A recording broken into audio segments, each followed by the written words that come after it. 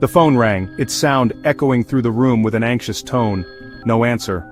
Susan tried again, this time with a trembling hand. Her heart pounded in her chest. Her mother always answered, always. This wasn't normal. A wave of worry washed over her. It wasn't like her mother, especially not at this hour, to miss her call. It was 10 a.m. Susan called again, each ring echoing the growing fear inside her. She longed to hear her mother's familiar voice.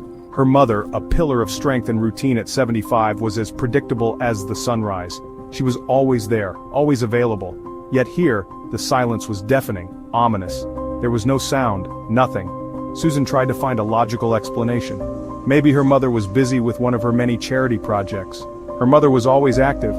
Maybe she was taking a nap, her phone on silent. But that didn't comfort Susan. Deep down, the knot of worry in her stomach tightened. She felt that something was wrong, terribly wrong. She could feel it. The feeling grew stronger with each passing minute. Ignoring her mounting anxiety, Susan decided to call her brother Magdi. There was no other choice. They hadn't spoken in months, their relationship strained by years of resentment and differing life choices. But now, it was different. This wasn't the time for old grudges. This was about their mother. They had to come together. The call connected, and before Magdi could speak, Susan said in a choked voice, "Mom's not answering, I'm worried, what do we do?" The silence that followed was thick with unspoken tension. Susan and Magdi, two sides of the same coin, constantly at odds. Susan, the successful businesswoman, lived abroad, her life a whirlwind of appointments and deadlines.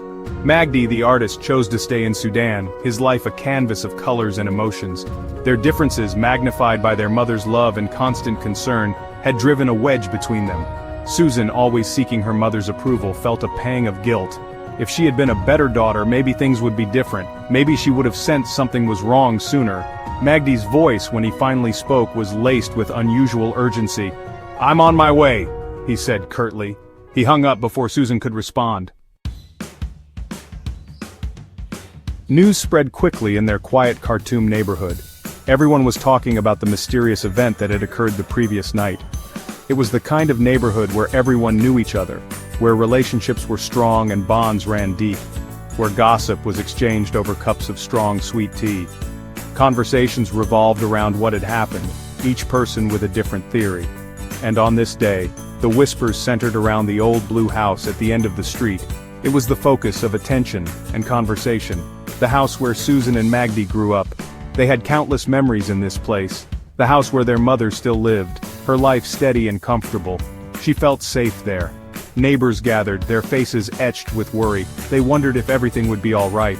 They exchanged knowing glances, their whispers punctuated by sighs and murmurs of disbelief.